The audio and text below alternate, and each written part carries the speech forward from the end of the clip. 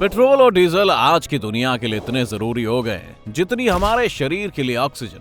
किसी भी देश की इकोनॉमी हो या पब्लिक की जरूरतें, पेट्रोल और डीजल के बिना लगभग बेकार हैं। आप अपने देश को ही देख लीजिए, पेट्रोल के रेट आसमान छू रहे हैं, लेकिन फिर भी पेट्रोल पंप पर लंबी लंबी लाइनें लगी हुई होती हैं। आप में से कई लोग इस लाइन का हिस्सा रहे होंगे, पर क्या कभी उसी पेट्रोल पंप पर खड़े हुए आपके दिमाग में यह सवाल आया है कि अपने देश में पेट्रोल आता कहां से? हम कहां से और कैसे पेट्रोल और डीजल निकालते हैं? वो लोग कौन है जो ये काम करते हैं और उनकी जिंदगी कैसी होती है? अगर हाँ, तो ये वीडियो आप ही के लिए है, क्योंकि आज हम आपको सब बताने वाले हैं। तो चलिए शुरू करते हैं। वैसे आप ये तो जानते ही होंगे कि पेट्रोल और डीजल दरअसल क्रूड ऑयल से ही मिलते हैं। कच्चे तेल को गहराइयों से निकालकर जब अलग अलग तापमान पर वेपोराइज किया जाता है, तब हमें पेट्रोल और डीजल प्राप्त होते हैं। वैसे तो दुनिया में बहुत सी ऐसी जगहें हैं जहां पर तेल मिलता है, लेकिन अगर हम इंडिया की बात करें तो हम आपको मुंबई के समुद्र में लगे ONGC के प्लांट के बारे में बताएंगे। जी हाँ, oil and natural gas corporation limited. ये वही प्लांट है जिसने इसी साल मई में आए टाउक्टे तूफान की मार को झेला था। तेल का ये कुआं मुंबई के अरब सागर में चल रहा है। बता दें कि देश का सबसे बड़ा ऑयल प्रोडक्शन प्लांट है, जो कि देश के 71% ऑयल प्रोडक्शन को संभालता है। अगर वहीं हम दुनिया की बात करें तो सबसे ज्यादा तेल गल्फ के देशों में, और वही दुनिया भर के तेल को मैनेज करता है। वैसे एक वक्त वो था जब तेल का कुआं खोदना बेहद आसान काम था, क्योंकि पहले धरती में बहुत मात्रा में तेल मौजूद था। इतना तेल था कि पहले ये कहावत मशहूर थी कि आप जहां खड़े हैं वहीं खोद लीजिए और आपको तेल मिल जाएगा। जी हाँ, उस वक्त धरती में इतना तेल था कि लोग इससे परेशान थे। हाँ, अभी आपको ये बात अजीब लग रही होगी कि यार तेल से लोग परेशान कैसे हो सकते हैं। दरअसल उस समय पेट्रोल के लिए इतनी लंबी लंबी लाइन नहीं लगती थी ना, और दूसरी चीज, वो बेचारे कुआं तो पानी के लिए खोदते थे और तेल निकल जाता था। कुल बात ये थी कि उस वक्त डिमांड कम थी और सप्लाई ज्यादा थी। लेकिन आज हालात ये है कि डिमांड तो बहुत ज्यादा बढ़ गई है और सप्लाई दिन ब दिन घटती जा रही है। जी हाँ, सप्लाई कम होने की एक बड़ी वजह जो कई रिपोर्ट्स में सामने आई वो ये है कि जो देश कच्चे तेल में समृद्ध थे, मतलब जिन देशों के पास कच्चा तेल बहुत ज्यादा मात्रा में था, उन्होंने इसके प्रोडक्शन को लेकर इतना अंधापन मचा दिया जिसकी कोई याद नहीं है।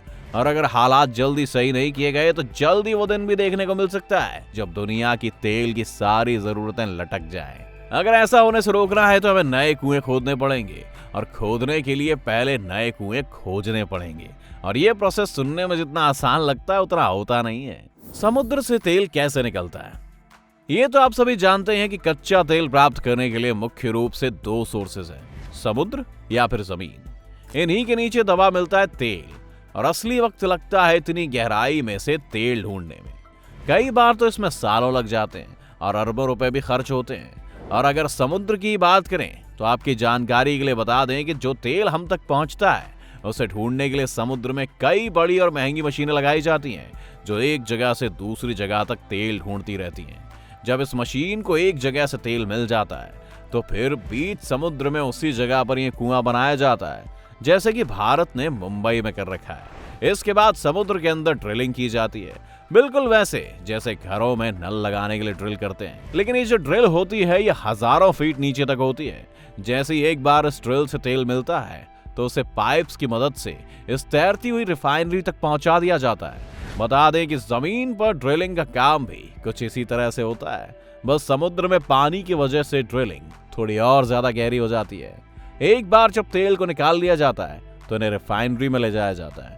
लेकिन यहाँ पर हमें जो तेल मिलता है वो दरअसल क्रूड ऑयल होता है, जिसे रिफाइन करने के बाद हमें पेट्रोल और डीजल जैसे तेल मिलते हैं। दरअसल इस कच्चे तेल को अलग अलग तापमान पर उबाला जाता है और फिर वो वेपराइज्ड होता है, जिससे अलग अलग तापमान पर अलग अलग चीजें मिलती हैं। जैसे इसे 260 डिग्री पर उबालने पर डीजल मिलता है, 180 डिग्री पर कैरोसिन यानी मिट्टी का तेल मिलता है, और 110 डिग्री सेल्सियस पर पेट्रोल मिलता है। कैसी होती है वर्कर्स की जिंदगी? समुद्र से ऑयल निकालने के प्रोसेस में बेसिकली दो जगह काम होता है। पहला वो काम जो बीच समुद्र में बने तेल के कुओं पर होता है, और दूसरा काम वो जो रिफाइनरी में होता है। जो बीच समुद्र में काम करते हैं उन्हें ऑफशोर वर्कर्स कहते हैं, और जो जमीन पर काम करते हैं यानी रिफाइनरी में उन्हें ऑनशोर वर्कर कहते हैं। और कौन कहाँ काम करेगा ये डिसाइड कंपनी करती है। कोई भी वर्कर ये खुद तय नहीं कर सकता कि कौन कहाँ काम करेगा। ऑन शोर वर्कर्स को ज्यादा काम ऑफिस का ही होता है और वहीं ऑफ शोर वर्कर्स का काम तेल को ड्रिल करने से लेकर प्रोसेस करने तक का होता है। ऑफ शोर वर्कर्स का ये काम बेहद खतरनाक होता है और कंपनी भी इस बात से अच्छी तरह वाकिफ होती है, इसीलिए ऑफ शोर वर्कर्स का काम ऑन ऑफ ड्यूटी में होता है। इसका मतलब होता है कि महीने में 15 दिन काम और 15 दिन छुट्टी। हालांकि कुछ कंपनियों में सिस्टम 21 दिन का भी होता है, मतलब 21 दिन काम और 21 दिन आराम।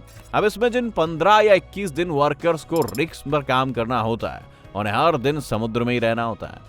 मतलब पहले दिन आपको समुद्र में पहुंचा दिया जाता है और फिर आपकी वापसी 21 दिन बाद ही होती है। बीच समुद्र में रहने के लिए कंपनी ने एक बड़े से जहाज को हॉस्टल की तरह बनाया हुआ होता है जिसमें बंक बेड्स लगे होते हैं। आपको याद होगा कि हमने वीडियो के शुरू में बताया था कि ओएनजीसी के प्लांट ने खतरनाक तूफान को झेला था। दरअसल जब ये तूफान इस प्लांट से टकराया था तब उस पर करीब 800 लोग काम कर रहे थे और तूफान की रफ्तार लगभग 200 किलोमीटर प्रति घंटे की थी, जिसकी वजह से समुद्र में 30 से 35 मीटर ऊंची लहरें उठ रही थीं और उन लहरों में फंसी थीं 800 जिंदगियां। फिर भारत की नेवी ने अपनी जान हथेली पर लेकर सैकड़ों लोगों को हेलीकॉप्टर की मदद से वहां से निकाला, लेकिन जी तोड़ कोशिशों के बावजूद भी 89 लोग लापता हो गए। इनमें से 52 लोगों की लाशें तो समुद्र में मिल गईं, लेकिन बाकी के लोग कहां गए कोई नहीं जानता। अब आपको इस बात का अंदाजा हो गया होगा कि ऑफशोर पर काम करना कितने जोखिम से भरा हुआ होता है। बहरहाल वापस आते हैं प्लांट पर।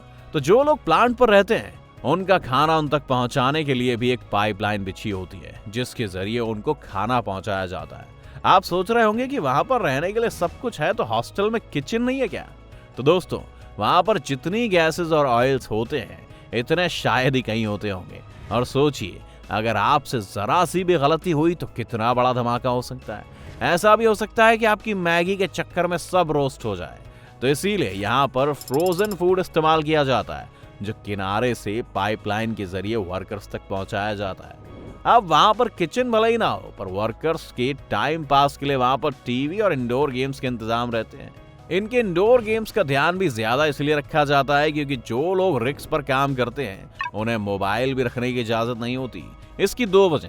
पहली ये कि कई बार मोबाइल से इंसान डिस्ट्रैक्ट हो जाता है और वो गलती कर सकता है, और दूसरी ये कि ऑयल रिग्स पर बहुत से काम सीक्रेट होते हैं, इसीलिए वो ना तो यहाँ पर मोबाइल लाने देते और ना ही कोई और कैमरा। कुल जमा बात यह है कि वो नहीं चाहते कि कोई इनके कामों की वीडियो बनाए।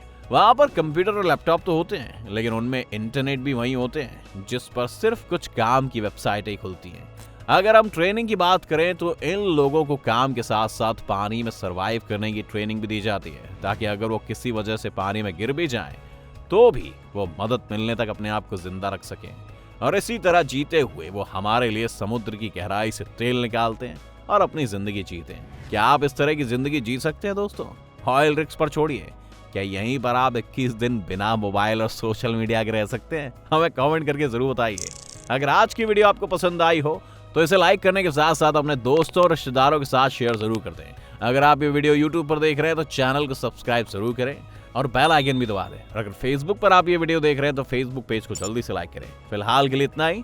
अभी के लिए दीजिए हमें इजाजत। आपसे मुलाकात होगी अगले वीडियो में। शुक्रिया।